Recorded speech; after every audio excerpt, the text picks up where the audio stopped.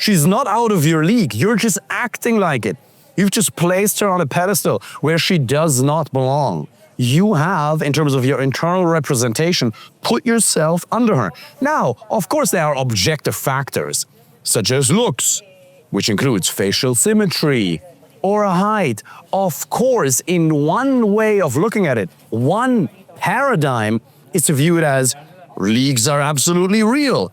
And there's studies that show that if you date too far outside of your league, the person who's the more attractive one tends to be more dissatisfied over the long term, and the risk for infidelity increases. Yeah, that's one way of looking at it, but it is also absolutely true that there's plenty of men. I've had plenty of great, amazing looking clients who still have blind spots in their communication, who still weren't able to create attraction, who still weren't able to keep the right women interested because of mindset, because they placed her on a pedestal. They placed themselves below her.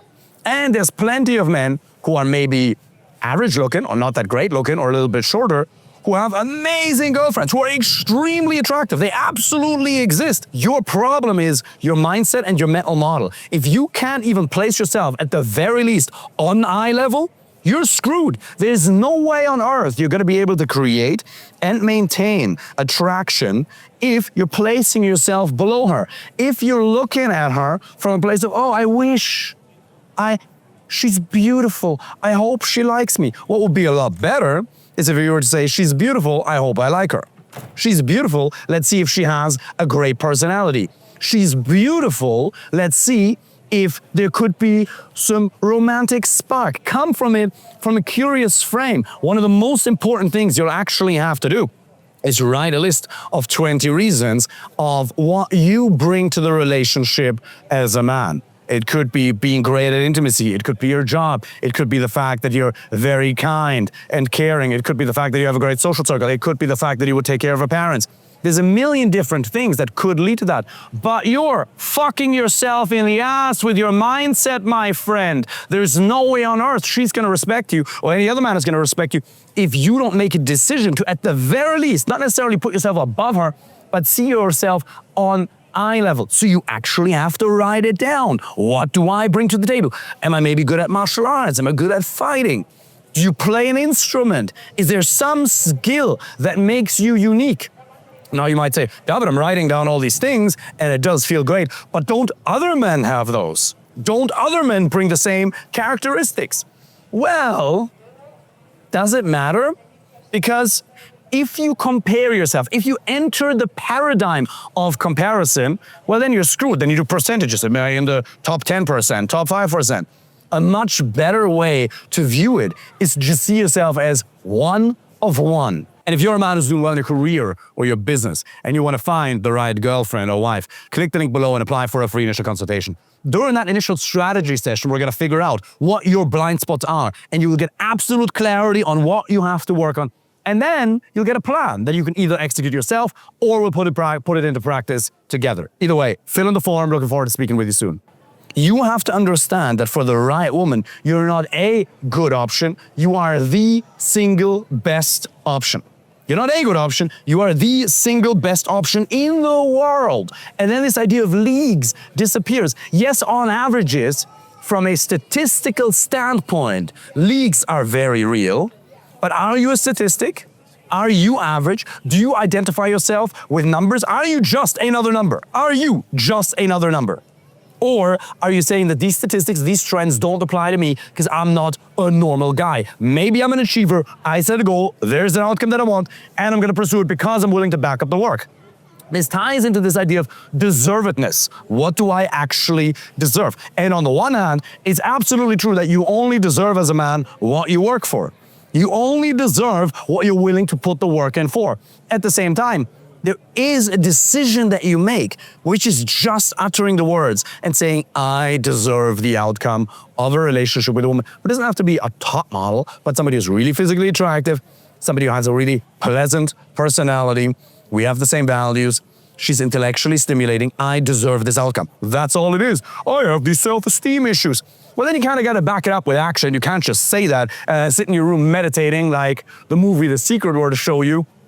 and a bicycle or an elephant is going to appear in your living room. It doesn't quite work like that, but it starts with the decision of saying, I will no longer believe in general trends. I will not be a statistic. I refuse in my heart of hearts to settle.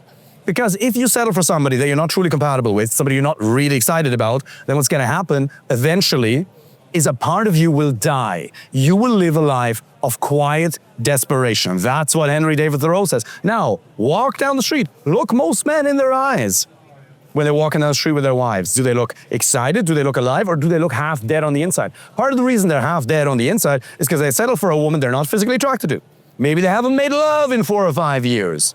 Maybe she hasn't even said a single word of appreciation, a little word of affirmation to him in several years. All that's happening is, and maybe you've had this, maybe you've been married before, maybe you've had past relationships. I had it with my ex-wife, where you're constantly being judged. Maybe you feel barely tolerated in your existence, and it starts with you believing in leagues. She's out of my league.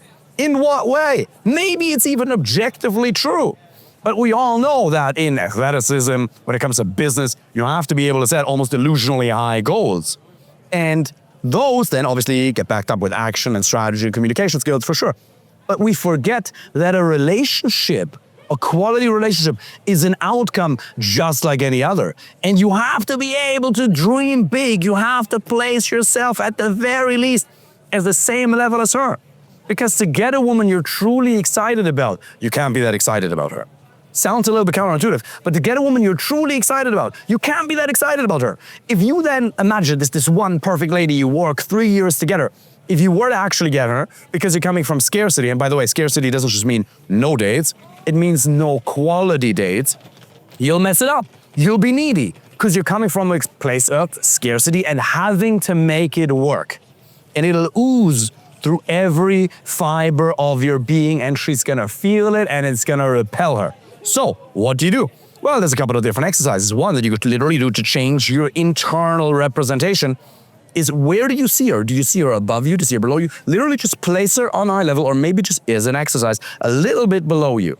And maybe you become aware of her imperfections. Ask yourself, what are potential red flags here? What may I have not spotted yet? Also, if you've made love to a woman 300 times over 5 or 10 years, it'll become normal. No matter how attractive she is, no matter how exciting she is, eventually it'll become normal. The law of familiarity, Tony Robbins calls it. If you're around anything long enough, it'll eventually become normal. So how do you even get a woman like that or keep a woman like that? Well, you first have to get more quality dates with women of a similar caliber. It's not just quantity for the sake of quantity, but it's actually quality. So you increase the quantity of the right quality. You make it normal. It just becomes a normal thing to have at least one quality date a week. I know you don't want to date for the sake of it. Clients who come to me or help in my coaching program, they all want to find a quality relationship, either for marriage or if they're going to sign a contract or not, at least for the long term. Right? They want that. And that's what's going to get achieved once you level up the quantity of the right quality. But it starts with saying, I am not a statistic. I am out of all leagues. Leagues don't apply to me. I can find a woman out of the 400 million women in the world that exist that is truly excited about me. For whom I am not just a good option, but the best. You really have to understand this. For the right woman, you're not a great option, you're the best. And simultaneously, there can be one woman who wouldn't give a shit about a ginger. You're like, yeah, look at this ginger with his vampire teeth. Meh, disgusting. And then the next one might be extremely excited about you. And desirability levels are also really important. You want to have somebody who has a 10 out of 10 desire for you, not just a 5 out of 10 desire. My ex-wife, not a bad person, I would say maybe had a 4 or 5 out of 10 desire for me. She tolerated my existence long enough to keep me around, but there wasn't really genuine excitement. Not a bad person, as I said, but if two good people come together who aren't meant to be together, who aren't compatible, you create pain for yourself. So here's my invitation for you. Stop believing in statistics. Understand that for the right woman, you are the single best option in the world.